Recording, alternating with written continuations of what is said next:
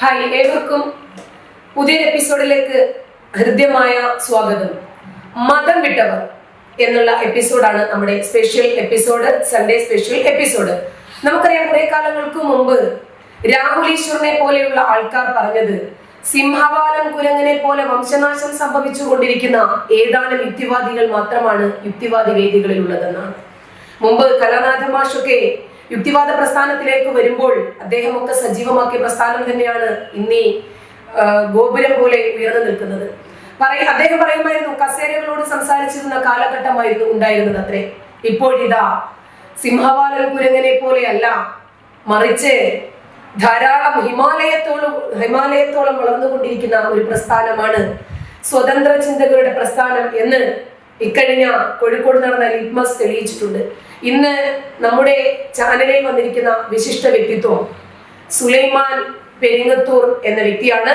ജമാഅത്തെ ഇസ്ലാമിയുടെ സജീവ പ്രവർത്തകനും ജമാഅത്തെ ഇസ്ലാമിയുടെ ചിന്താധാരകളിൽ ജീവിതം സജീവമാക്കിക്കൊണ്ടിരിക്കുകയും ചെയ്ത, ഖുർആനും ഹദീസും അംഗീകരിക്കുകയും അതിനനുസരിച്ച് ജീവിതം ക്രമപ്പെടുത്തുകയും ചെയ്ത, പിന്നീട് അതിൽ എന്തൊക്കെയോ അപാകതകൾ തോന്നുകയും അവിശ്വസനീയത തോന്നുകയും ചെയ്ത് അതിനെക്കുറിച്ച് ഗഹനീയമായി വായിക്കുകയും പഠിക്കുകയും മനസ്സിലാക്കുകയും ചെയ്തിട്ട് അതിലൊന്നുമില്ല എന്ന് മനസ്സിലാക്കിയപ്പോൾ ഇസ്ലാം വിട്ട വ്യക്തിയാണ്. അദ്ദേഹത്തോട് നമുക്ക് ചിലത് ചോദിക്കാനുണ്ട്, നമുക്ക് ചിലത് അദ്ദേഹത്തിൽ നിന്നും അറിയാനുണ്ട്, ചിലത് ഉൾക്കൊള്ളാനുണ്ട്. അപ്പോൾ നമുക്ക് അദ്ദേഹത്തെ സ്വാഗതം ചെയ്യാം. ആദ്യമായി സുലൈമാൻ സർ, സ്വാഗതം.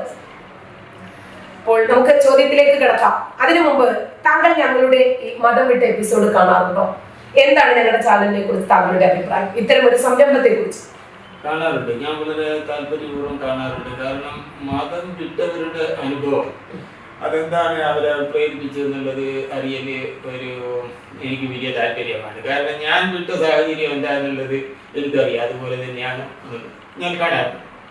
താങ്കളുടെ കഴിഞ്ഞ കാല മത ജീവിതം, ആ മതജീവിതത്തിൽ നിന്ന് മതരാഹിത്യത്തിലേക്കുള്ള തുടക്കം എങ്ങനെയായിരുന്നു?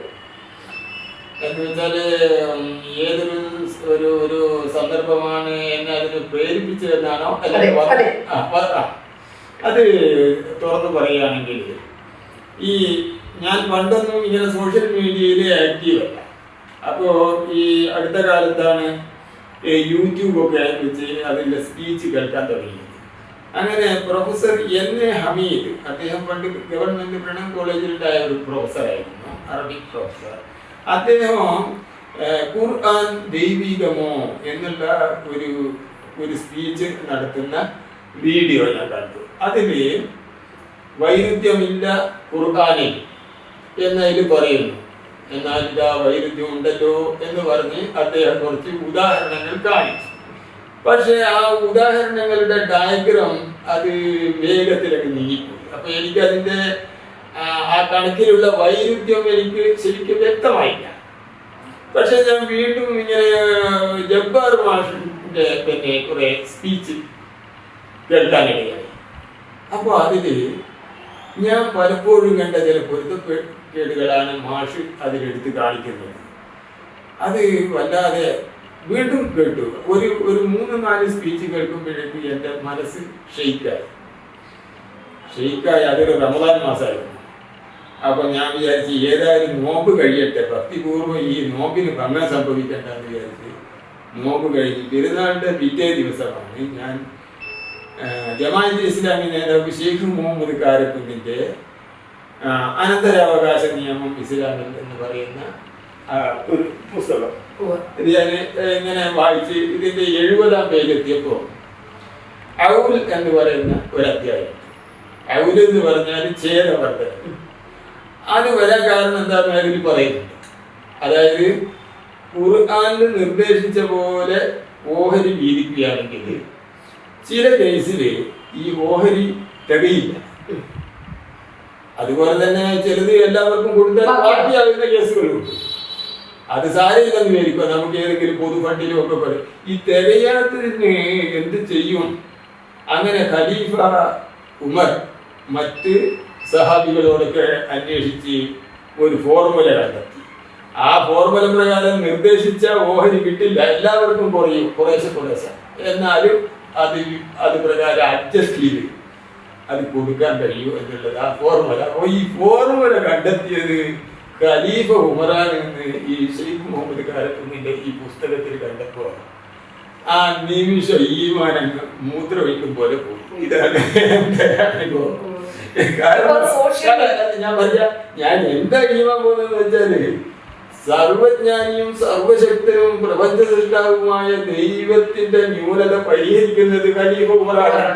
അപ്പൊ എന്നിട്ടും എന്താന്ന് വെച്ചാൽ ഈ ഖുർആനിൽ വിശ്വസിക്കുന്നുണ്ടെങ്കിൽ അവർക്ക് ദൈവത്തെ സംബന്ധിച്ച് വളരെ ചെറിയ അഭിപ്രായമുണ്ട്. ഇപ്പൊ ഖുർആനിലെ അനന്തരാവകാശത്തെ കുറിച്ച് ആകെ 2 വാചകങ്ങളേ ഉള്ളൂ. ഈ വാചകത്തിൽ തന്നെ മരിച്ച മക്കളുടെ മക്കൾക്ക് സ്വത്തില്ലാത്ത ഒരുപാട് വിവേചനമുണ്ട്. ഈ വരുന്ന ഒരു കാലഘട്ടത്തെ കുറിച്ച് ശരിക്കും പഠിച്ചോൻ അറിയേണ്ടതായിരുന്നു, അല്ലെ? പോട്ടെ, ഇനിയിപ്പം സോഷ്യൽ മീഡിയ വളരെയധികം ഡെവലപ്പ് ആയിട്ടുണ്ട്. സ്വതന്ത്ര ചിന്തകർക്ക് ഏത് തരത്തിലുള്ള വളർച്ചയാണ് ഉണ്ടാകാൻ പോകുന്നത്? ഈ സോഷ്യൽ മീഡിയ ഡെവലപ്പ് ആയതുകൊണ്ട് തന്നെ എല്ലാ തരത്തിലുള്ള ചോദ്യങ്ങളും ഉത്തരങ്ങളും ഞൊടിയിടയിൽ വിരൽത്തുമ്പിൽ ലഭിക്കുന്നു. അപ്പൊ ഇത് ജെന്യൂൻ ആണോ, ഇതിന്റെ റിയാലിറ്റി എന്താണ് എന്ന് അറിയാനുള്ള എല്ലാ സൗകര്യങ്ങളും മീഡിയയിലുണ്ട്. ചോദിക്കുന്നത് സ്വതന്ത്ര ചിന്തകർക്ക് എന്തെങ്കിലും പ്രതീക്ഷയ്ക്ക് വകയുണ്ടോ? തീർച്ചയായും നല്ല പ്രതീക്ഷക്കാണ്. ഇപ്പം മത നേതൃത്വം ഒരു പ്രത്യേക ഏതെങ്കിലും ഒരു കക്ഷികളല്ല, അത് ജമാഅത്ത് ഇസ്ലാമി ആട്ടെ, മുജാഹിദാട്ടെ, തബ്ലീഗാട്ടെ, പൊതുവിൽ മത നേതൃത്വം വലിയ അങ്കലാപ്പിലാണ്. പണ്ടൊന്നും അവരുടെ പ്രസിദ്ധീകരണങ്ങളിലോ സ്പീച്ചിലോ യുക്തിവാദികളെ പരാമർശിക്കുന്ന ഒരു പരിപാടിയില്ല, എപ്പോഴെങ്കിലും മാത്രമേ ഉണ്ടാവും. ഇപ്പൊ അതല്ല, എല്ലാ മതസംഘടനകളുടെയും മുഖ്യ അജണ്ട യുക്തിവാദികളെ എതിരായിട്ടുള്ള പ്രചരണങ്ങളാണ്. പലപ്പോഴും എന്താന്ന് വെച്ചാൽ നമ്മുടെ മാതിരി മാന്യമായിട്ടല്ല, അതിൽ ചിലര് എന്നാലും സുന്നികളാണ് കുറച്ചും കൂടി. സിംസാറുൽ ഹഖ് അദ്ദേഹമൊക്കെ കുറച്ച് മാന്യമായി പറയും. എന്നാൽ ഈ വലിയ നയവും പിന്നെ പരിപാടിയും ഒക്കെ ഉള്ള ഈ ജമാഅത്തെ ഇസ്ലാമിയുടെയും മുജാഹിദിന്റെയും ഒക്കെ ആൾക്കാർ വളരെ മോശം പരാമർശങ്ങളാണ് ഈ യുക്തിവാദികളെ. സോഷ്യൽ മീഡിയയിൽ പൊതുവെ ഇസ്ലാമിക സംഘടനക്കാർക്ക്, പ്രഭാഷകർക്ക് കാലിടറിക്കൊണ്ടിരിക്കുന്നു, ശരിയല്ലേ? കാരണം അവർക്ക് യുക്തിവാദികളുടെ ചോദ്യത്തെ പ്രതിരോധിക്കാൻ സാധിക്കാതെ DGP റിട്ടയർഡ് അലക്സാണ്ടർ ജേക്കബ്സിനെ പോലെയുള്ള ആൾക്കാര്, അതുപോലെ ഇപ്പോ GS പ്രദീപിനെ പോലെയുള്ള ആൾക്കാര്, ഇപ്പോൾ ഒരു മൊല്ല വേഷം കെട്ടിയ ഒരു പൂച്ച സ്വാമിയും വന്നിട്ടുണ്ട്. ഇവരെയൊക്കെ കൊണ്ട് ഈ വിടവ് നികത്താനുള്ള ശ്രമത്തിലാണ് ഇന്ന് ഇസ്ലാമിക ലോകം. താങ്കൾ എങ്ങനെ അതിനെ നോക്കിക്കാണുന്നു? അതിനെ നോക്കിക്കാണുന്നത് എന്താന്ന് വെച്ചാല് നമ്മുടെ ഈ മൗലവിമാർക്കൊക്കെ ഒരുതരം സാമാന്യ ബുദ്ധി ഇല്ല എന്നുള്ളതാണ് എനിക്ക് മനസ്സിലാക്കുന്നത്. പല ആൾക്കാരും ഈ പറഞ്ഞ സ്വാമിമാരും അലക്സാണ്ടർ ജേക്കബും ഇത് കൂടാതെ നല്ല ഒരു സാമൂഹ്യ പ്രവർത്തകനായും എഴുത്തുകാരനായി KP രാമനുണ്ണി, അതേപോലെ തന്നെ വാണിദാസ് എളയാവൂർ, ഇവർക്ക് ഇങ്ങനെ പറഞ്ഞ് ഇസ്ലാമിനെയും പിന്നെ ഖുർആനെയൊക്കെ പ്രശംസിക്കുമ്പോൾ ഇത് വലിയ ടെസ്റ്റിമണിയായിട്ട്, അല്ലെങ്കിൽ ഇത് ബാക്കിയൊന്നും ശരിയല്ല, ഇതാണ് ശരി എന്നതിന് ഒരു സാക്ഷ്യപത്രമായിട്ട് അത് ഉദ്ഘോഷിക്കുകയാണ് നമ്മുടെ ഈ മുസ്ലിം സംഘടന. വാസ്തവത്തിൽ ഇവരെന്താ അവര് അഥവാ ആത്മാർത്ഥമായിട്ടാണ് അവരിത് പറയുന്നതെങ്കിൽ ഒന്നാമതായിട്ട് ഇസ്ലാം ചെയ്യേണ്ടത്. അപ്പൊ അവരെന്താന്ന് വെച്ചാൽ അവരുടെ വിശാലമായ മതസഹിഷ്ണുതയാണ് അവർ പ്രകടിപ്പിക്കുന്നത്. ആ മതസഹിഷ്ണുതയ്ക്ക് ഇവരെന്ത് ചെയ്യണം? അതേപോലെ അവരുടെ സദസ്സിൽ പോയി ഹിന്ദു മതത്തെ സംബന്ധിച്ചും ഇതുപോലെ തിരിച്ചങ്ങോട്ട് റെസിപ്രോക്കേറ്റ് ചെയ്യണം. അതാണ് ഇതിന്റെ മര്യാദ. പക്ഷെ ഇവരെന്താ ചെയ്യുന്നതെന്ന് വെച്ചാല് അങ്ങനെ പരസ്പരം പ്രതികരിക്കാതെ അല്ലെങ്കിൽ പ്രത്യുപകാരം നൽകാതെ ഇത് നമ്മുടെ മാത്രം ഗുണമാണ്, നമ്മുടെ സത്യം പാന്താവാണ് എന്ന് തെളിഞ്ഞു കഴിഞ്ഞു എന്ന് പിന്നെ പ്രൂവ് ചെയ്യാൻ അതിൽ യാതൊരു അർത്ഥവുമില്ല. അപ്പോ ഇസ്ലാം നമുക്ക് അറിയാം, നമ്മൾ ജനിച്ച മതമാണ്, നമ്മൾ പരിശീലിച്ച മതമാണ്, നമ്മളെ തന്നെ ക്രിയേറ്റ് ചെയ്തത് ഇസ്ലാമിലൂടെയായിരുന്നു. കാരണം ചെറിയ പ്രായത്തിലെ മദ്രസ വിദ്യാഭ്യാസം പോലെയുള്ളത്. ഈ ചെറിയ പ്രായത്തിൽ കുട്ടികളിൽ ഇഞ്ചക്ട് ചെയ്യപ്പെടുന്ന മതവിഷമാണ് ഇപ്പോൾ വളർന്ന് പന്തലിച്ച് സിറിയയിലേക്കും യമനിലേക്കും പോയി പൊട്ടിത്തെറിക്കുന്ന ഒരു യുവാക്കളെ പോലും സംഘടിപ്പിക്കാനുള്ള കാരണം എന്നാണ് ഞാൻ മനസ്സിലാക്കുന്നത്. ഞാൻ വർഷങ്ങളോളം മദ്രസ അധ്യാപികയായിരുന്ന ആളാണ്. ഈ ചെറിയ പ്രായത്തിലുള്ള മദ്രസ പഠനത്തെ, ഒരു തരത്തില് നിർബന്ധ മത പഠനമാണല്ലോ നടത്തുന്നത്, അതിൽ താങ്കളുടെ അഭിപ്രായം എന്താണ്? മതപഠനം എന്ന് പറഞ്ഞാല് എന്റെ അഭിപ്രായം ഞാൻ പറയില്ല, പക്ഷെ അതൊക്കെ ഇന്ന് ആരും അംഗീകരിക്കാൻ പോകുന്നില്ല പൊതുവെ ഈ സമുദായം. ശരിക്കും പറയുകയാണെങ്കിൽ എല്ലാവരെയും സംബന്ധിച്ചും പഠിക്കണം, മതത്തെ സംബന്ധിച്ചും പഠിക്കണം. പക്ഷെ അത് വിവേകം വന്നതിന് ശേഷം പ്രായപൂർത്തിയായതിന് ശേഷം പഠിക്കുന്നതാണ് നല്ലത്. വ്യക്തിപരമായി പറയുകയാണെങ്കിൽ ഈ പിഞ്ചു കുട്ടികൾക്ക് ഇതിന് നിർബന്ധ മതവിദ്യാഭ്യാസം നൽകുന്നത് നിരോധിക്കണമെന്ന് പോലും ഞാൻ പറയാം. പക്ഷെ അത് അധികാർക്ക് ഇഷ്ടപ്പെടില്ല. ഈ ഒരു നിബന്ധനയുണ്ട്, അതായത് ടീച്ചർക്ക് അറിയായിരിക്കും,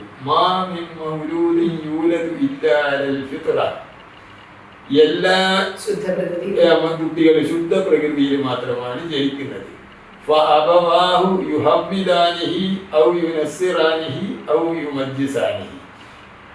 അവരുടെ രക്ഷിതാക്കളാണ് അവനെ യഹൂദനാക്കുന്നതും മജൂസിയാക്കുന്നതും ക്രിസ്ത്യാനിയാക്കുന്നതും. പക്ഷേ അവിടെ സാമർത്ഥ്യം കൊണ്ട് നബി ഒരു കാര്യം വിട്ടുകളഞ്ഞു. എന്താ? മുസ്ലിം ആക്കുന്നതും മാതാപിതാക്കൾ തന്നെയാണ്. അപ്പോ ഒരു തത്വം പറയുമ്പോൾ മുഴുവൻ പറയാം. അപ്പൊ ഇതെന്താന്ന് വെച്ചാൽ ഇതാണ് അവസ്ഥ. ഖുർആൻ, നമുക്ക് വിഷയത്തിലേക്ക് തന്നെ വരാം. ഖുർആൻ ദൈവികമാണ് എന്ന് താങ്കൾക്ക് തോന്നിയിട്ടുണ്ടോ? ഖുർആനിൽ ഈ കാലഘട്ടത്തിന് യോജിക്കാത്ത അപ്രായോഗികമായ വല്ലതും കണ്ടെത്താൻ താങ്കൾക്ക് കഴിഞ്ഞിട്ടുണ്ടോ? തീർച്ചയായും. അതുകൊണ്ട് തന്നെയാണ് ഞാൻ അത് കേൾക്കാനാണ് നമ്മുടെ പ്രേക്ഷകർ കാത്തിരിക്കുന്നത്. അതാണ് ഞാൻ പറയാ. അതായത് പണ്ടൊക്കെ എന്താന്ന് വെച്ചാല് നമുക്ക് ഈ ഖുർആൻ പാരായണം അത് ഈ തറാവീഹ് സമയത്തും അതുപോലെ തന്നെ മറ്റ് വേദികളിൽ നിന്നൊക്കെ ഈ ഖുർആന്റെ കർണാനന്ദകരമായ ആ പാരായണം, അതിന്റെ ചില അർത്ഥങ്ങളും ഇതൊക്കെ കേൾക്കുമ്പോൾ നമുക്ക് എന്താന്ന് വെച്ചാല് ഒരു സ്ഥലത്ത് പറഞ്ഞിട്ടുണ്ട്, ഉജിരത്ത് കുലൂബും പറഞ്ഞില്ല. അങ്ങനെ ഹൃദയം നമുക്ക് എന്താന്ന് വെച്ചാല് പിടയും, പിന്നെ നമുക്ക് രോമാഞ്ചം ഉണ്ടാകും. പക്ഷെ അത് ഒരു പാരായണത്തിന്റെ ഒരു ശൈലി മാത്രമാണ്. നമ്മൾ അതിന്റെ അർത്ഥത്തിലേക്ക് അങ്ങ് ചിന്തിച്ച് നോക്കുകയാണെങ്കിൽ ഇതിന് ഒന്നുമില്ല. എന്ന് വെച്ചാൽ ഓരോ കാര്യം നോക്കുമ്പോൾ എന്താന്ന് വെച്ചാൽ നബിയും സഹാബികളും ചെയ്ത അബദ്ധങ്ങളെ ന്യായീകരിക്കുന്ന വചനങ്ങളാണ് ഒരുപാടുള്ളത്. സമയം ഉദാഹരണം പറയാമെന്ന് വെച്ചാല് ഈ 4 മാസങ്ങള് എന്താ പറയാ യുദ്ധം നിരോധിച്ച മാസമാണ്. അതെന്താന്ന് വെച്ചാല് ഷഹ്റുൽ ഹറാം. ആ മാസങ്ങളില് യാതൊരു യുദ്ധമോ അല്ല ആക്രമണങ്ങളൊന്നും ചെയ്യാൻ പാടില്ല. എന്നാല് ഈ ബദർ യുദ്ധത്തിന് തൊട്ട് മുമ്പ്, ബദർ യുദ്ധം തന്നെ എന്താന്ന് വെച്ചാല് പിന്നെ നബി നിരന്തരമായിട്ട് അവരുടെ യാത്രാ സംഘത്തെ കൊള്ളയടിക്കാൻ പല ശ്രമം 3 പ്രാവശ്യം ശ്രമം നടത്തിയിട്ട് അവര് ആ വഴി മാറിയിട്ട് പോയിട്ടുണ്ടാവും, അല്ലെങ്കിൽ അതിന് എത്തുന്നതിന് മുമ്പേ പുറപ്പെട്ടിട്ടുണ്ടാവും. ഇങ്ങനെ അത് അവര് രക്ഷപ്പെട്ടതാണ്. എന്നിട്ട് ആരും കിട്ടാത്തപ്പോ ഒരു സംഘത്തെ നബി പിന്നെ നഹ്ല എന്ന് പറയുന്ന സ്ഥലത്തേക്ക് അയച്ചു. അപ്പൊ അവര് കണ്ടവരാ മക്കാരായ പ്രസിദ്ധമായ ഒരു വിഷയമാണ് നഹ്ല കൊള്ള. അവിടുന്ന് കണ്ടവരെ ആക്രമിച്ചു. അതിന് ഒരാളെ അപ്പോൾ തന്നെ പിന്നെ കൊന്നുകളഞ്ഞു. ഒരാൾ ഓടി രക്ഷപ്പെട്ടു, വേറൊരാളെ തടവുകാരനാക്കി. അവര് സിറിയയിൽ നിന്ന് കൊണ്ടുവരുന്ന ഉണക്ക മുന്തിരി അങ്ങനെയുള്ള ഗുഡ്സ് ഒക്കെ ഇവര് കൊള്ള മുതലായിട്ട് ഒരീമത്ത് എന്നാ പറയാ. ഇതും കൊണ്ട് നബിന്റെ അടുക്കലേക്ക് വന്നു. അപ്പൊ നബിക്ക് എല്ലാവരും മുസ്ലിങ്ങളുടെ ഇത് പ്രശ്നമായി. കാരണം ഇത് എല്ലാ അറബികളുടെയും ഇടയിലുള്ള ഒരു കീഴ്വഴക്കമാണ് ഈ റജബ് മാസത്തില്. അത് യുദ്ധം നിരോധിച്ച മാസമാണ്. അതെങ്ങനെയാണ് ഇതൊരു വല്ലാത്ത സംഭവമാണല്ലോ. അത് വലിയ ചർച്ചാ വിഷയമായി. അപ്പൊ നബിയും മൗനം പാലിച്ചു. അപ്പോഴതാ ഖുർആനില് ഒരു ആയത്ത് വരുന്നു. എന്താ, ഞാൻ കൂടുതൽ നീട്ടി പറയുന്നത്, ഫിത്ന എന്ന് പറഞ്ഞാൽ കൊലയേക്കാളും പിന്നെ വലുതാണ് എന്നാണ്. അപ്പൊ ആ കൊലയെ ന്യായീകരിച്ചു. ഇങ്ങനെ ഓരോ സംഭവം എന്താന്ന് വെച്ചാൽ നബിയുടെ അടുക്കൽ നബിക്ക് ചെറിയ ഒരു ആഗ്രഹം തോന്നി. എന്തെങ്കിലും അപ്പൊ യാത്ര സാധിപ്പിച്ചു അപ്പോഴേക്ക് ധൃതി കാണിക്കുക അല്ലാതെ പിന്നെ എന്താ ആയത്ത് ഇറക്കി കൊടുക്കുക വചനം. അതായത് നിനക്ക് ഞാനിങ്ങനെ അനുവദിച്ചു തന്നിരിക്കുന്നു, ഇത് നിനക്ക് ബുദ്ധിമുട്ടിക്കാതിരിക്കാൻ വേണ്ടിയാണ്,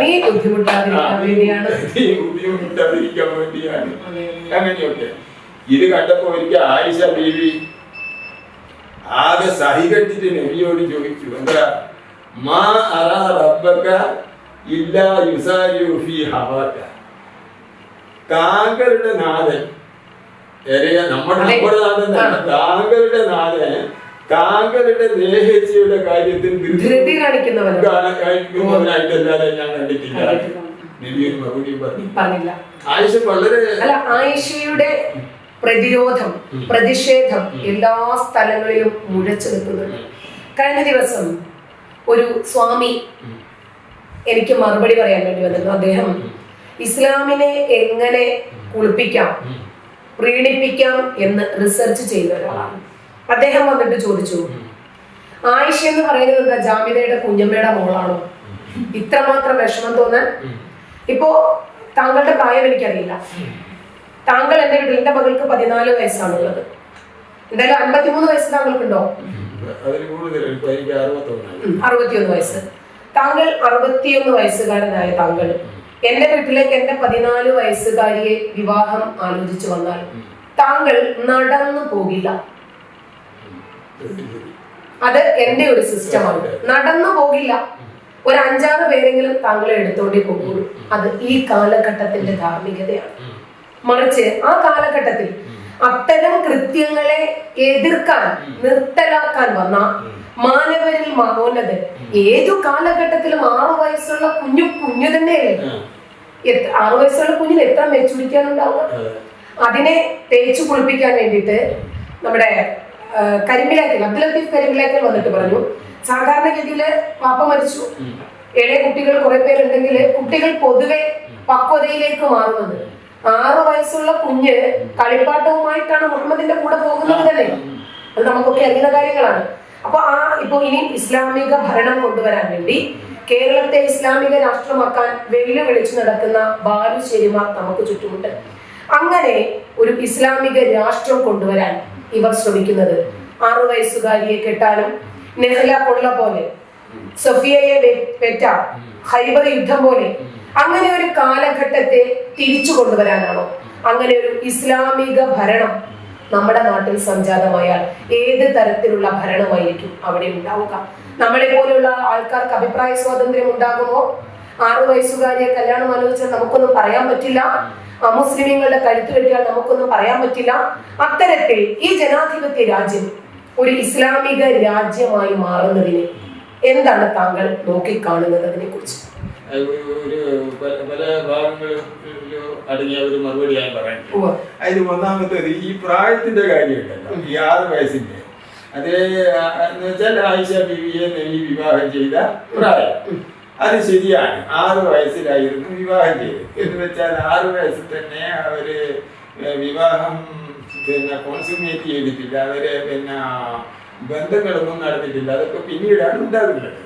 അപ്പോ എന്തായാലും അക്കാലത്ത് അതിനെ സംബന്ധിച്ച് ആയിഷയുടെ മാതാപിതാക്കളിൽ നിന്നോ ആയിഷ ബീവി തന്നെ നബി മരണപ്പെട്ട് ഒരു 40 കൊല്ലത്തിലധികം ജീവിച്ചിരുന്നു.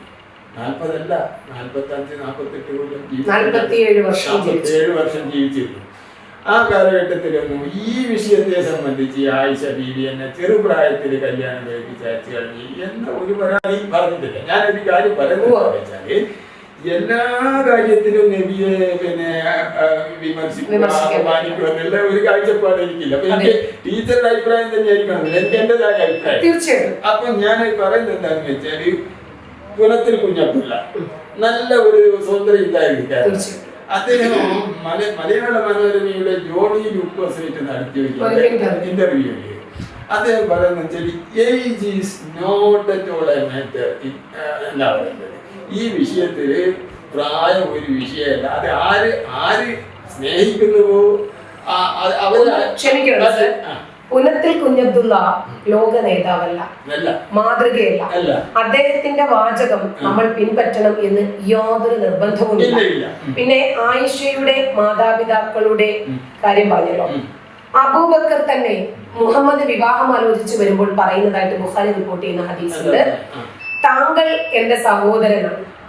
അങ്ങനെ വെച്ച് നോക്കുമ്പോൾ ആയിഷ താങ്കളുടെ സഹോദര പുത്രിയാണല്ലോ, വിവാഹം എങ്ങനെ അനുവദനീയമാവുക? അതിലൊരു അനിഷ്ടമാണ് പ്രകടനം. അപ്പോ പ്രവാചകൻ പറയുന്നുണ്ട്, താങ്കൾ എന്റെ സഹോദരനാണ്, ആയിഷ എന്റെ സഹോദരപുത്രിയാണ്, എനിക്ക് ആയിഷ അനുവദനീയമാണ് എന്ന് പറഞ്ഞിട്ട് പിന്നെ മുഹമ്മദ് നബി അബൂബക്കറിന് പറഞ്ഞു കൊടുക്കുന്നത്, ഒരു പട്ടിൽ പൊതിഞ്ഞ ഒരു പെണ്ണിനെ ജിബ്രീൽ എനിക്ക് കാണിച്ചു തന്നു. അപ്പോ തുണി മാറ്റി നോക്കാൻ പറഞ്ഞു, മുഖം മാറ്റി നോക്കിയപ്പോൾ അത് ആയിഷയായിരുന്നു. ഇനി കൊണ്ട് എനിക്ക് ചോദിക്കാൻ, ആയിഷ 47 വയസ്സായി, ബാല്യം നഷ്ടപ്പെട്ടു, ശൈശവം നഷ്ടപ്പെട്ടു, കൗമാരം നഷ്ടപ്പെട്ടു, യൗവനം നഷ്ടപ്പെട്ടു, വാർദ്ധക്യവും ഒറ്റപ്പെട്ടു പോയി. ഈ ചെറിയ പ്രായത്തിൽ വിവാഹം കഴിച്ചതിന്റെ പേരിൽ അതിന് ഒരു ഉമ്മയാകാനുള്ള സാധ്യത പോലും നഷ്ടപ്പെട്ടു പോയി. അതൊക്കെ നമുക്ക് പറയാം. ഏതായാലും കൃത്യമായ ചോദ്യമാണ്. ഞാൻ മറുപടി പറയാൻ ബാധ്യസ്ഥരാണ്. തീർച്ചയായും. അതായത് അബൂബക്കർ ചെറിയൊരു അതിർത്തി പ്രകടിപ്പിച്ചിരുന്നു മകളെ കല്യാണം കഴിക്കുക. അത് ഏജിന്റെ കാര്യത്തിലല്ല, പ്രായത്തിന്റെ കാര്യത്തിലല്ല. അറബികൾക്ക് ഒരു സമ്പ്രദായം ഉണ്ടായിരുന്നു. ആ അറബികൾ വളരെ ഈ ധാർമ്മികമായി വലിയ മാന്യത പുലർത്തുന്ന ആൾക്കാരായിരുന്നു. അവർക്കൊരു പാരമ്പര്യമുണ്ട്. എന്ന് വെച്ചാൽ സ്നേഹിതന്റെ മക്കളെ കല്യാണാലോചന നടത്തി. അപ്പോൾ അബൂബക്കർ അല്ലെങ്കിൽ ഈ പ്രായത്തിന്റെ കാര്യത്തിലാണെങ്കിൽ അബൂബക്കർ ചോദിക്കേണ്ടതെന്ന് വെച്ചാല്, പിന്നെ നബിയെ ആയിഷ കൊച്ചു പ്രായമല്ലേ, 6 വയസ്സല്ലേ ആയിട്ടുള്ളൂ, അതാണ് പറയേണ്ടത്. പക്ഷെ അദ്ദേഹം തടസ്സവാദം പറഞ്ഞ അതല്ല. എന്താ പറഞ്ഞതെന്ന് വെച്ചാല്, നമ്മൾ സ്നേഹിതന്മാരുടെ നബിയെ, അപ്പൊ എങ്ങനെയാണ് ഞാൻ മകളെ നമ്മൾ സഹോദരന്മാരാണല്ലോ, ആ ഒരു പോയിന്റിലാണ് ഇതില്. അപ്പൊ ഞാൻ പറയുന്നത് എന്താണ്, ഞാൻ പുനത്തിൽ കുഞ്ഞുങ്ങളെ ന്യായീകരിക്കുന്നതല്ല. ഈ കാര്യത്തിലൊക്കെ വ്യത്യസ്തങ്ങളായ കാഴ്ചപ്പാടും അഭിപ്രായങ്ങളും ഉണ്ടാകും. ഓരോ കാലഘട്ടത്തിലും ഓരോ സമ്പ്രദായമാണ്. ആദിവാസികളുടെ ഇടയിൽ, ഇപ്പോഴും നമ്മുടെ കേരളത്തിലുള്ള ആദിവാസികളുടെ ഇടയിൽ 14, 15, 12 വയസ്സിലൊക്കെ ഈ പെൺകുട്ടികളും അവര് കല്യാണമോ കല്യാണമല്ലാത്ത വിവാഹേതര ബന്ധമോ ഏതായാലും അവരിൽ കുറെ കുട്ടികൾ ജനിച്ചപ്പോൾ അവരെയൊക്കെ പോലീസ് കേസെടുത്ത്, ക്രിമിനൽ കേസെടുത്ത് ജയിലിലേക്ക് റിമാൻഡ് ചെയ്ത് ജയിലിലായി. ഇതിനെ സംബന്ധിച്ച് മാതൃഭൂമി ഒരു പരമ്പര തന്നെ എഴുതിയത്, ഇത് മനുഷ്യത്വരഹിതമാണ് എന്നൊക്കെയുണ്ട്. അതേപോലെ എന്തിനു പറയുന്നത്, ഇത് നബിയുടെ 14 നൂറ്റാണ്ടപ്പുറമാണ്. നമ്മുടെ കഴിഞ്ഞ നൂറ്റാണ്ടിൽ ജീവിച്ചാലല്ലേ നമ്മുടെ മഹാത്മാഗാന്ധി. മഹാത്മാഗാന്ധി 13ാമത്തെ മഹാത്മാഗാന്ധിയുടെ എത്രാമത്തെ ഭാര്യയായിരുന്നു കസ്തൂർബ? അതായത് മഹാത്മാഗാന്ധിയുടെ ഒരുപാട് ഭാര്യമാരിൽ ഒരാളായിരുന്നില്ല കസ്തൂർബ. 1.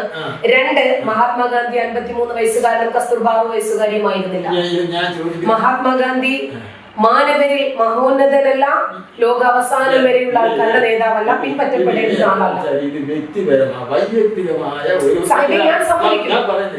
അമേരിക്കൻ പ്രസിഡന്റും ഭാര്യയും തമ്മിൽ എത്ര വയസ്സുണ്ട്? സമ്മതിക്കുന്നു.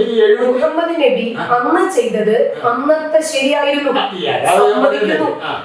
അതേ പ്രവാചകനെ ഇന്നത്തെ ഈ പുരോഗമന സമൂഹം എങ്ങനെയാണോ മാതൃകയാക്കുന്നത്? ഞാൻ ആ വിഷയത്തിൽ മാതൃകയാക്കണം എന്ന് പറയുന്നില്ല.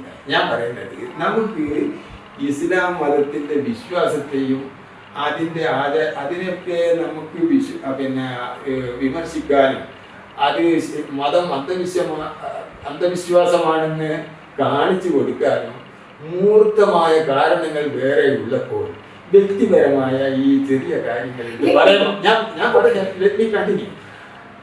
ഇങ്ങനെ ചെറിയ വ്യക്തിപരമായ വിഷയങ്ങളെടുത്ത് നമ്മൾ ചർച്ച ചെയ്യുമ്പോൾ നമ്മൾ എന്താണെന്ന് വെച്ചാൽ കണ്ടതിനെയൊക്കെ ഇസ്ലാം മതത്തെ വിമർശിക്കുന്ന ഒരു മതവെറിയന്മാരാണെന്നുള്ള ഒരു തോന്നലുണ്ടാക്കണ്ട. അതുകൊണ്ട് എന്താണെന്ന് വെച്ചാൽ ഏറ്റവും സുസമ്മതമായ യാഥാർത്ഥ്യങ്ങളാണ് നമ്മൾ എന്താണെന്ന് വെച്ചാൽ ജനങ്ങൾക്ക് എടുത്ത് കാണിച്ചു കൊടുക്കേണ്ടത്. അതാണ് ഞാൻ ഈ പറയുന്നത്. അതെ, ചില സത്യങ്ങൾ എപ്പോഴും കയ്പുള്ളതായിരിക്കും. മറ്റുള്ളവർക്ക് അഭീഷ്ടമെന്ന് തോന്നുന്നത് മാത്രമേ പറയാൻ പാടുള്ളൂ എന്നുള്ളൊരു അജണ്ട അല്ല എനിക്കുള്ളത്. മറിച്ച് ഞാൻ ചോദിക്കുന്നത്, എല്ലാ കാലഘട്ടത്തിലെയും നേതാവായ ഈ മുഹമ്മദ് നബിയെ അദ്ദേഹത്തിന്റെ വിവാഹത്തിൽ മാത്രം പിൻപറ്റാതെ ബാക്കിയുള്ള കാര്യത്തിലൊക്കെ പിൻപറ്റാം എന്നാണ് ഉദ്ദേശിക്കുന്നത്. ഇദ്ദേഹത്തിന് ഈ വിവാഹത്തിൽ നിന്ന് ഈ വരുന്ന തലമുറയ്ക്ക് ലഭിക്കുന്ന മാതൃക എന്താണ്? ഈ ഞാൻ പറയല്ലോ, ഞാനിപ്പോ മുഹമ്മദ് നബിയെ ന്യായീകരിക്കുന്നില്ല. പക്ഷെ അദ്ദേഹം ഒരു പ്രവാചകനാണ്, ദൈവത്തിന്റെ ദൂതനാണെന്നൊക്കെ വിശ്വസിക്കുന്ന കോടിക്കണക്കിന് ജനങ്ങളുമുണ്ട്. അപ്പൊ എന്താന്ന് വെച്ചാല് അവരുടെ നേതാവിനെ നമ്മൾ എന്താന്ന് വെച്ചാൽ കഴിയുന്നത്ര മാനിച്ചു പോകാന്നുള്ളതാണ് എന്റെ നയം. ഞാൻ എന്താന്ന് വെച്ചാൽ അങ്ങനിപ്പോ നമ്മളിപ്പോ എന്താന്ന് വെച്ചാല് നമ്മളിപ്പോ ശ്രീരാമൻ, ശ്രീകൃഷ്ണൻ ഇങ്ങനെയെല്ലാം പല പല അവതാരങ്ങളും പിന്നെ ദിവ്യ പുരുഷന്മാരൊക്കെ ഹിന്ദുക്കൾക്ക് നമ്മൾ കഴിയുന്നത്ര ആരെ പറ്റി എന്താന്ന് വെച്ചാൽ നമ്മൾ അവഹേളിക്കണ്ട, നമ്മൾ തത്വത്തിൽ ഊന്ന. ഇതാണ് എന്റെ നയം. ശരി, നിഷ്പക്ഷത എന്ന് പറയുന്നത് കാപട്യമാണ് എന്നാണ് ഞാൻ വിശ്വസിക്കുന്നത്. അതുകൊണ്ട് പറയാനുള്ളത് ആരുടെ മുഖത്ത് നോക്കിയും പറയുക തന്നെ വേണം. ഞാൻ മനസ്സിലാക്കുന്നത് ഈ മഹാനായ പ്രവാചകനിൽ വിവാഹത്തിൽ ഒരു മാതൃകയില്ല. എമ്പാടും പെണ്ണുങ്ങൾ, ഖൈബർ യുദ്ധത്തിലെ സഫിയയുടെ ഒക്കെ വിഷയം നമുക്കറിയാം. പോട്ടെ, നമ്മുടെ വിഷയത്തിലേക്ക് വരുന്നു. മതജീവിതവും മതരഹിത ജീവിതവും താങ്കളുടെ അനുഭവത്തിൽ നിന്ന് ഒന്ന് പറഞ്ഞതാണ്. എന്റെ അനുഭവത്തിൽ മതജീവിതവും മതരഹിത ജീവിതവും ഒറ്റ വാക്കിലും പറയാ, ഈ മതം വിട്ടതിന് ശേഷം എന്തെന്നില്ലാത്ത മനസ്സമാധാനം അത് പറഞ്ഞറിയിക്കാൻ പറ്റുന്നില്ല. ഈ മതമുള്ള കാലത്ത്, പ്രത്യേകിച്ച് എനിക്ക് പ്രായപൂർത്തിയാകുന്നതിന് മുമ്പ് തന്നെ ഒരു 13-14 വയസ്സൊക്കെയുള്ള സമയത്ത് വലിയ ഭക്തിയായിരുന്നു. എന്ന് വെച്ചാല് ഞാൻ സ്കൂളിൽ ഓറിയന്റൽ ഹൈസ്കൂളിലല്ല പഠിച്ച, അവിടെ ഒരുപാട് ഹദീസുകളൊക്കെ പഠിക്കും.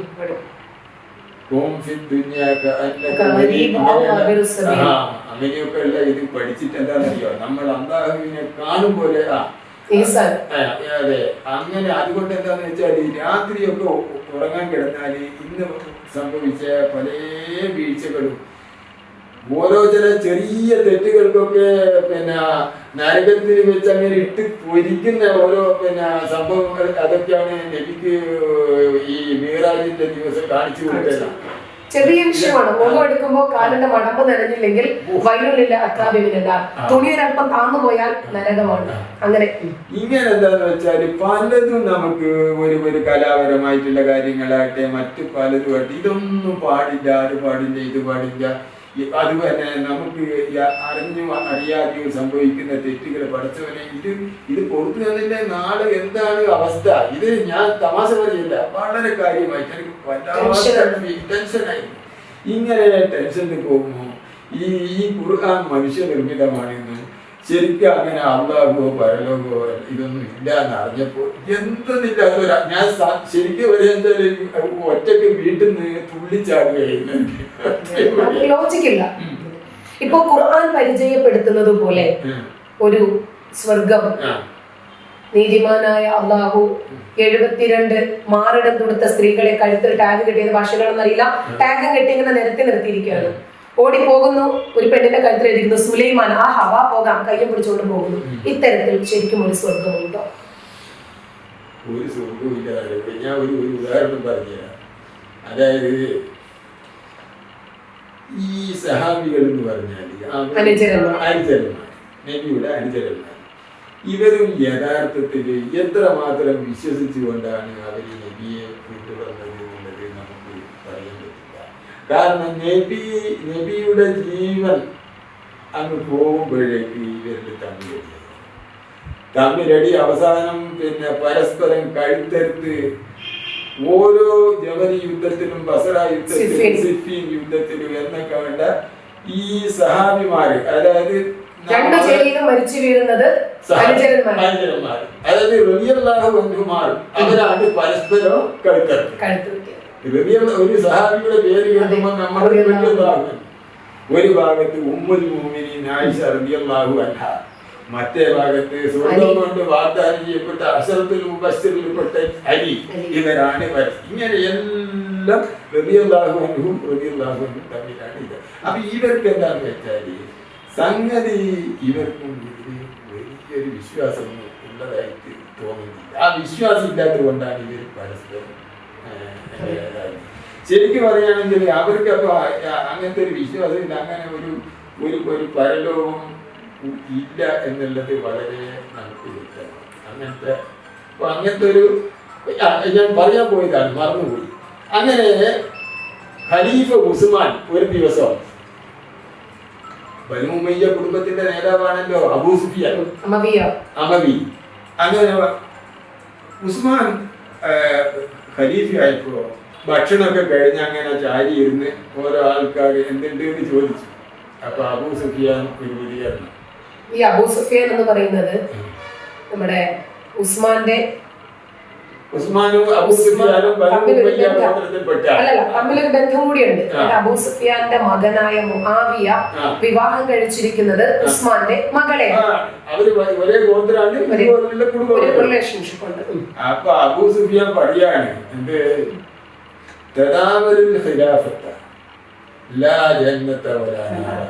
നിങ്ങളുടെ ഖിലാഫത്ത് നന്നായി ഉഷാറായിട്ടോ, അപ്പൊ ഇത് ഈ അബൂ സുഫിയാൻ മക്ക ഫത്തേഹിന് എന്താന്ന് വെച്ചാൽ ഇതാ തല വെട്ടിപ്പോന്ന് പറഞ്ഞപ്പോഴാണ് ഭയന്നുകൊണ്ട് ഇസ്ലാം സ്വീകരിച്ചു നിങ്ങൾ വിശ്വസിക്കേണ്ടെന്ന് ഖുർആൻ പറയുന്നുണ്ട്. അപ്പൊ അതുപോലെ മുഹമ്മദ് നബി മരിച്ചു കിടന്നു. ആട് വന്ന് മുഹമ്മദ് നബിയുടെ തലയണ പൊക്കുന്നു. അതിന്റെ അടിയിലിരുന്ന ഖുർആൻ വാചകങ്ങൾ കടിച്ചു തിന്നു. അതാണ് 15-ാം അധ്യായം ആയ സൂറത്ത് തൗബ, അല്ല 9-ാം അധ്യായമായ സൂറത്ത് തൗബയിൽ ആദ്യത്തെ കുറെ വാചകങ്ങളില്ല. അങ്ങനെ പോയതാണെന്നാണ് പറയുന്നത്.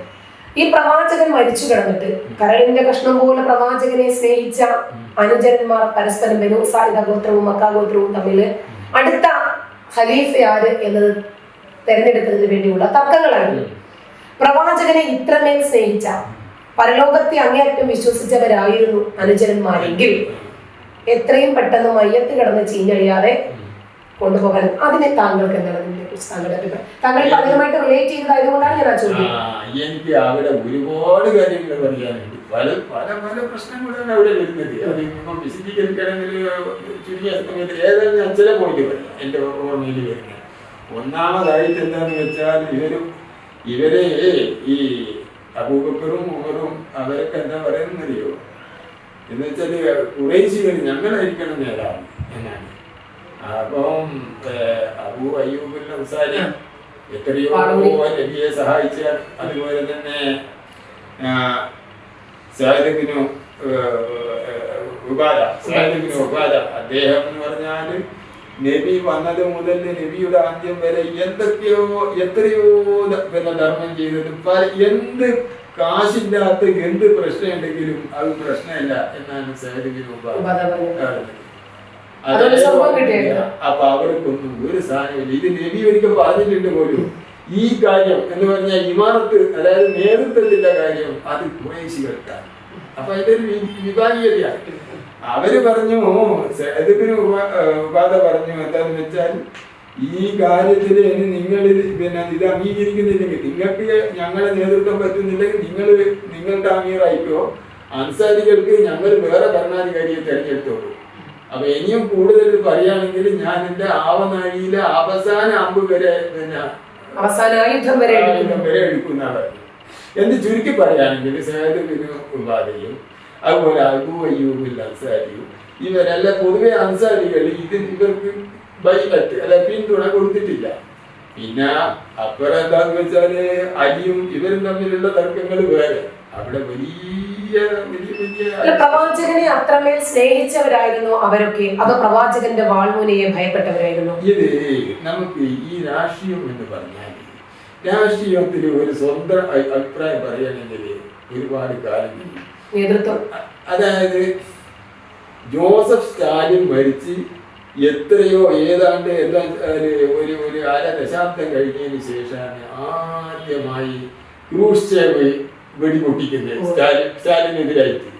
അപ്പൊ ആർക്ക് അധികാരം നഷ്ടപ്പെട്ട് അധികാരത്തിന്റെ സ്വാധീനം തീരെ ഇല്ല എന്ന് വ്യക്തമാകുമ്പോഴാണ് ഓരോരുത്തരും അവരുടെ അഭിപ്രായങ്ങൾ എടുക്കുക. എന്തിനു പറയുന്നത്, നബി ഒഫാത്തതിന് മുമ്പുള്ള നബിയുടെ അന്ത്യരോഗം ഉണ്ടല്ലോ, അങ്ങനെ നബി രോഗശയ്യയിലായപ്പോ നബി അവിടെ ഖലീഫ ഉമറും കുറെ സഹാബികളൊക്കെ ഉണ്ട്. അപ്പൊ നബി പറഞ്ഞു, എനിക്ക് ഒരു കടലാസും ഒരു പേനയും ആരെങ്കിലും എടുത്തു കൊണ്ടുപോകാൻ.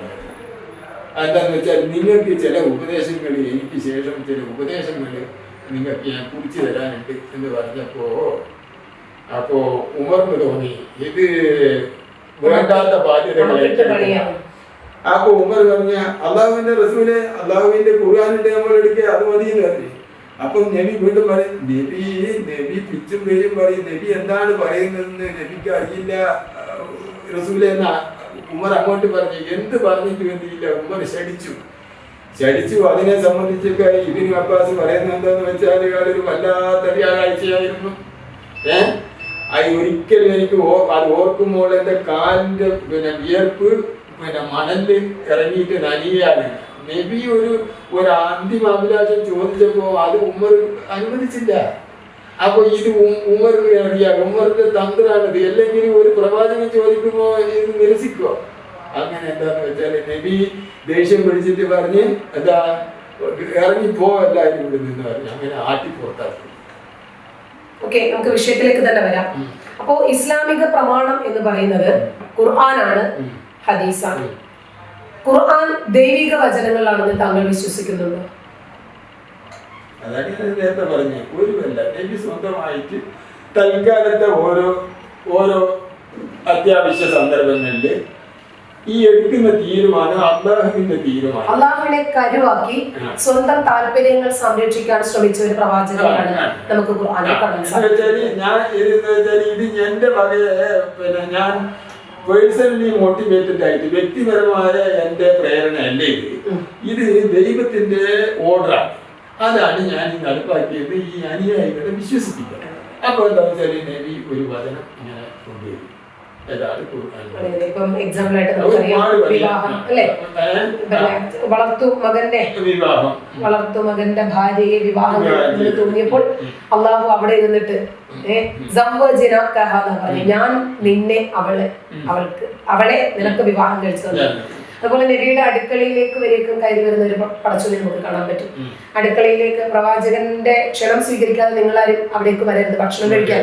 ക്ഷണിക്കപ്പെട്ടാലോ വന്ന് തിന്നോണം, ഉടനെ സ്ഥലം വിട്ടോണം, അവിടെ സൊറ പറഞ്ഞിരിക്കുന്നത് നബിക്ക് ഒരുപാട് കാര്യങ്ങൾ. അതൊരു നല്ല പാടുണ്ട് കേട്ടോ.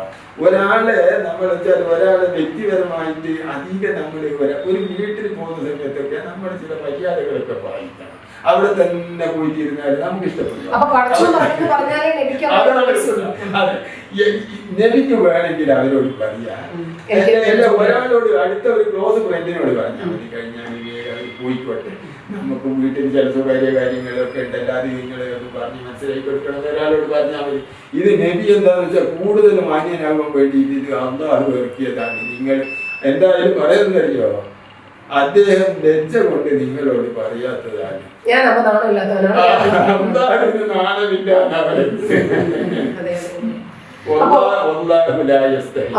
അള്ളാഹുവിനത് പറയാൻ ലജ്ജയില്ല.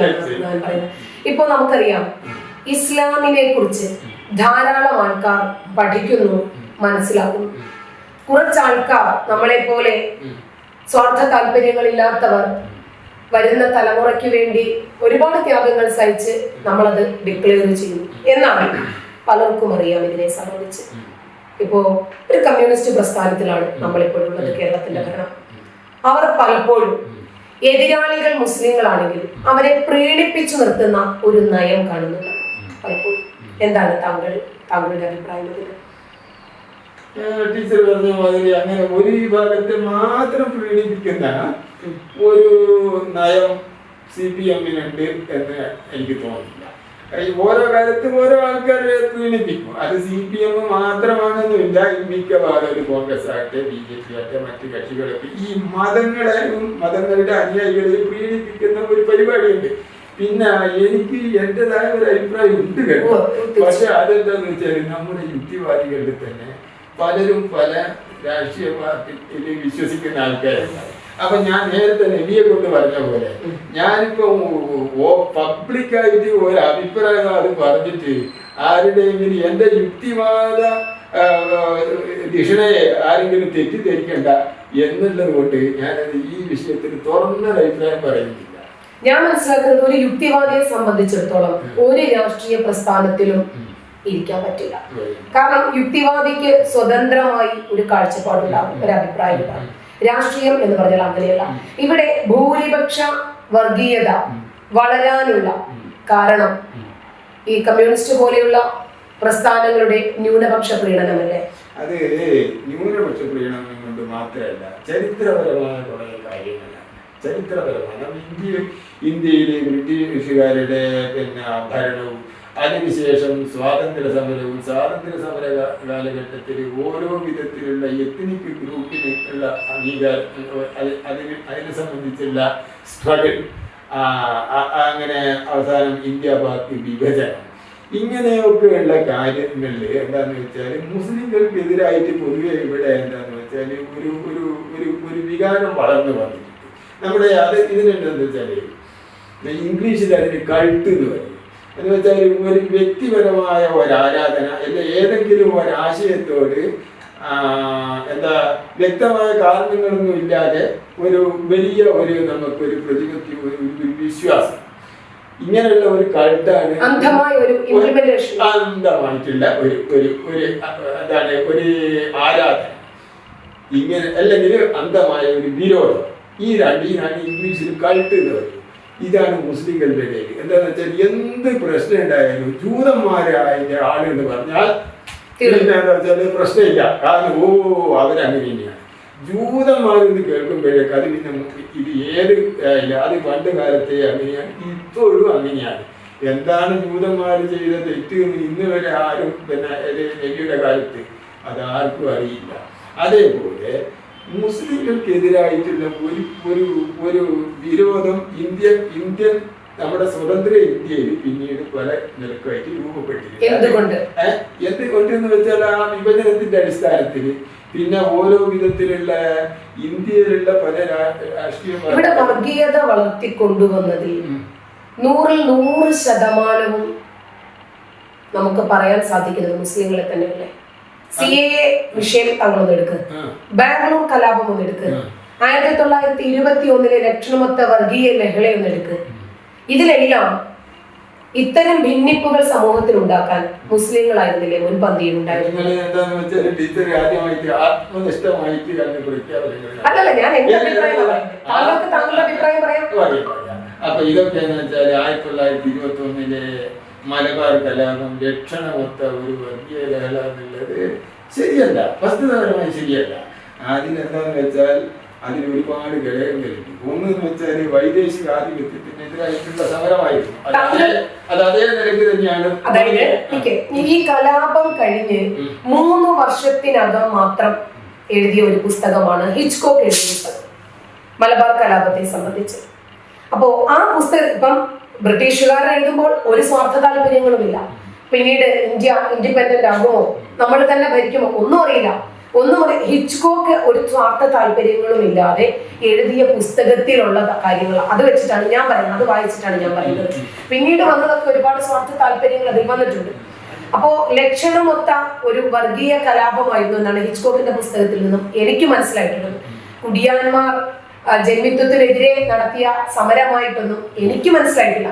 അത് പൊതുവെ ബ്രിട്ടീഷുകാരുടെ ഭാഷ്യം എന്ന് പറഞ്ഞാൽ അത് ആ രൂപത്തിലാണ്. നിങ്ങൾ ഏത് ഗവൺമെന്റിനും എന്താന്ന് വെച്ചാല് പ്രതിപക്ഷത്താട്ടെ അല്ലെങ്കിൽ ഒരു കേസില് ക്രിമിനല് പക്ഷത്തുള്ള ആരാന്ന് വെച്ചാൽ അവരെ രൂക്ഷമായി വിമർശിക്കുന്ന വ്യക്തിയാണ്. അപ്പൊ നമ്മൾ എന്താന്ന് വെച്ചാൽ കേരളത്തിലെ അറിയപ്പെട്ട ചരിത്ര പണ്ഡിതന്മാര്, ചരിത്ര ഗവേഷകന്മാര്, ഇങ്ങനെയുള്ള ആളുടെയൊക്കെ കൃതികളോ ഒക്കെ EMS അടക്കമുള്ള രാഷ്ട്രീയ നേതാക്കന്മാര് ഇവരൊക്കെ കൃതികൾ വായിച്ചു നോക്കിയാൽ നമുക്ക് ഇന്ന് അനാവരണം ചെയ്യപ്പെടുന്ന ഒരു കാര്യം എന്താണെന്ന് വെച്ചാല് ഇത് വൈദേശിക ആധിപത്യത്തിനെതിരായി ഗാന്ധിജി അടക്കം ഇതിനെ അപലപിക്കുകയാണ് ചെയ്തത്. എന്തോ ഇരിക്കട്ടെ, ഞാൻ പറയുന്നത് ഇതിലെന്താന്ന് വെച്ചാൽ ബ്രിട്ടീഷുകാർക്കെതിരായിട്ടുള്ള ഒരു വശങ്ങളുണ്ട് എന്നും അതുപോലെ തന്നെ ജന്മിത്വത്തിനെതിരായിട്ടുള്ള കാര്യങ്ങൾ സമരം ആയിട്ട് നടന്നിട്ടുണ്ട്. എന്നാൽ ചില ഭാഗങ്ങളിൽ ഇത് വർഗീയമായിട്ട് ഹിന്ദുക്കൾക്കെതിരായിട്ട് മാപ്പിളമാരുടെ ചില തമ്മാടികൾ ചില കാര്യങ്ങൾ ചെയ്തിട്ടുണ്ട്. ഇങ്ങനെ സമ്മിശ്രമായ ഘടകങ്ങളാണ്. ഇത് ചുരുങ്ങിയ നമ്മുടെ ഈ ചർച്ചയിൽ പറഞ്ഞാൽ തീരെ ഈ സമ്മിശ്രമായ ഇതാ ഉള്ളതെന്ന് വെച്ചാൽ നമ്മൾ ആരെങ്കിലും അല്ല, ഏതെങ്കിലും മുസ്ലിം നേതാക്കളല്ല, സ്വതന്ത്ര ചിന്താഗതിക്കാരനായ നമ്മുടെയൊക്കെ ബഹുമാന്യനായ സാമൂഹിക സാംസ്കാരിക പ്രവർത്തകൻ MN കാരശ്ശേരി, പിന്നെ നമ്മുടെ തന്നെ സ്വതന്ത്ര ചിന്താ നേതാവായിട്ടുള്ള ജബ്ബാർ മാഷ്, ഇവരൊക്കെ എന്താന്ന് വെച്ചാൽ ഇങ്ങനെ ഒരു വർഗീയ കളിയാണെന്നോ അല്ലെങ്കിൽ ഒരു വൈദേശിക ആധിപത്യത്തിനെതിരായ നല്ല സമ്മിശ്ര ഞാൻ ഒരു വ്യക്തിയെ അന്ധമായി അനുകരിക്കുന്ന ഒരാളാണ്. ഞാൻ യുക്തിവാദിയാണെങ്കിലും യുക്തിവാദികളുടെ നേതാവ് എന്ത് പറഞ്ഞു എന്ന് നോക്കിയിട്ട് ഒരു വിഷയത്തെ അവലോകനം ചെയ്യുന്ന ആളല്ല ഞാൻ. ഹിച്ച്കോക്കിന്റെ പുസ്തകം വായിക്കുകയും ആനി ബെസന്റിന്റെ കോട്ടുണ്ട് അതില് മഹാത്മാഗാന്ധി പറഞ്ഞ കാര്യങ്ങൾ ഇതൊക്കെ വെച്ച് നോക്കുമ്പോൾ എനിക്ക് മനസ്സിലായി ഹിച്ച്കോക്കിന്റെ പുസ്തകം മാത്രം കിട്ടില്ലല്ല പറഞ്ഞത്. അതായത് ഇമ്മീഡിയറ്റ് ആയിട്ട് ഈ ഇൻസിഡന്റ് കഴിഞ്ഞ് 3 വർഷത്തിനകം ഇറങ്ങിയ പുസ്തകമാണത്. അത് കഴിഞ്ഞിട്ട് അതിനകത്ത് ഒരുപാട് വെള്ളപൂശലുകൾ നടന്നിട്ടുണ്ട്. നമ്മുടെ സമയം ചുരുക്കമാണ്, അതുകൊണ്ട് നമുക്ക് ആ വിഷയത്തിലേക്ക് കടക്കാൻ കഴിയാത്തത് കൊണ്ട് നമുക്ക് മറ്റു വിഷയങ്ങളിലേക്ക് പോകാം. അപ്പോ ഇസ്ലാം വളർന്നുകൊണ്ടിരിക്കുന്നു. ഒരു ഭാഗത്ത് യുക്തിവാദികൾ എന്ത് തന്നെ ചെയ്താലും ഇസ്ലാമിനെ വിമർശിക്കും തോറും ഇസ്ലാം വളർന്നുകൊണ്ടിരിക്കുന്ന പ്രസ്ഥാനമാണ് എന്നാണ് അഭിപ്രായപ്പെടുന്നത്. എന്താണ് താങ്കളുടെ അഭിപ്രായം? ഇസ്ലാം വളർന്നുകൊണ്ടിരിക്കുന്നു എന്ന് വെച്ചാല് പല ഭാഗത്തും തളർന്നുകൊണ്ടിരിക്കുന്നു. അതാണ് ഒരു ഭാഗത്ത് ഇങ്ങനെ കുറെ ആൾക്കാർ ഇപ്പം പറയുന്നുണ്ട് അങ്ങ് അമേരിക്കയില്, കാനഡയില്, യൂറോപ്പില് അവിടെയൊക്കെ ഇങ്ങനെ ശരിയാണ്. ചില ഭാഗത്ത് ചില വെള്ളക്കാരൊക്കെ ഇത് സ്വീകരിക്കും. അവര് മാത്രമാണ് ഈ വെള്ളക്കാരൻ. നിങ്ങളിപ്പോ മാതാ അമൃതാനന്ദ ദേവിയുടെ കൊല്ലത്ത് അവിടെ പോയി നോക്കിയാൽ അല്ലെങ്കിൽ പുട്ടപർത്തിയിൽ പോയി നോക്കിയാൽ എത്ര ഇംഗ്ലീഷുകാരും റഷ്യക്കാരും അവിടെ വരുന്നത്. അവർക്ക് എപ്പോഴും മറ്റ് അതാണ് അവർക്ക് നമ്മുടെ പരിചയമില്ലാത്ത പുതിയ ഒന്ന് പോയിട്ട് ഒരു ക്യൂരിയോസിറ്റി അതായത് അവർ നിൽക്കുകയും ചെയ്യില്ല. കുറച്ചു കാലം എക്സ്പീരിയൻസ് ചെയ്ത് പിന്നെ അവരത് പോകും. അപ്പൊ ഇങ്ങനെയല്ലാതെ ഇപ്പൊ വളരുന്നത് വളർച്ച ഇപ്പം കൺവേർഷൻ മതപരിവർത്തനത്തിന്റെ എണ്ണം നോക്കുകയാണെങ്കിൽ ക്രിസ്ത്യാനിറ്റിയാണ് വളർന്നുകൊണ്ടിരിക്കുന്നത്.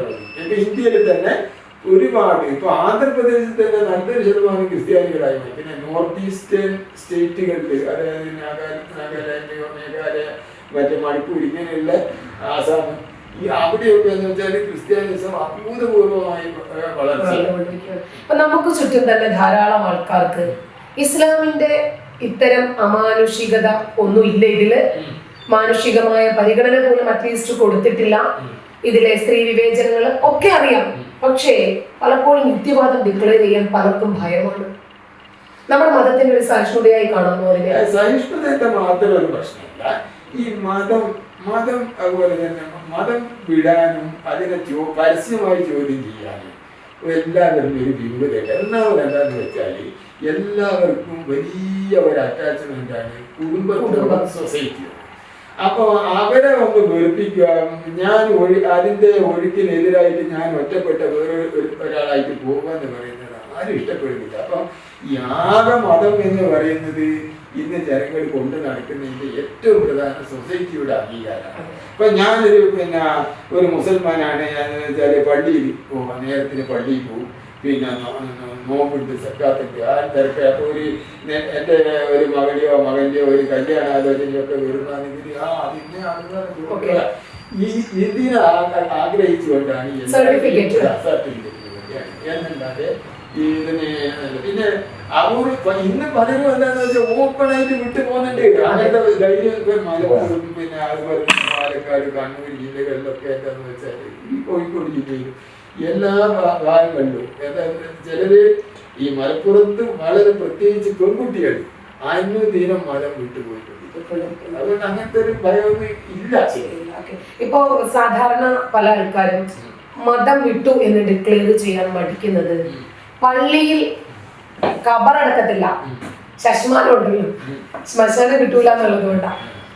അതിനെ കുറിച്ച് താങ്കൾക്കൊരു ഭയമുണ്ടോ? എനിക്കൊരു ഭയമില്ല. ഞാനിപ്പോ സമയം കിട്ടാത്തത് കൊണ്ടാണ്. ഞാൻ എന്താന്ന് വെച്ചാല് എന്റെ ബോഡി മെഡിക്കൽ കോളേജ്, എന്റെ ബോഡി മെഡിക്കൽ കോളേജിന് കൊടുക്കാനാണ്. അത് ഉപയോഗപ്പെടുത്ത ആരെങ്കിലും കുട്ടികൾ പഠിക്കട്ടെ.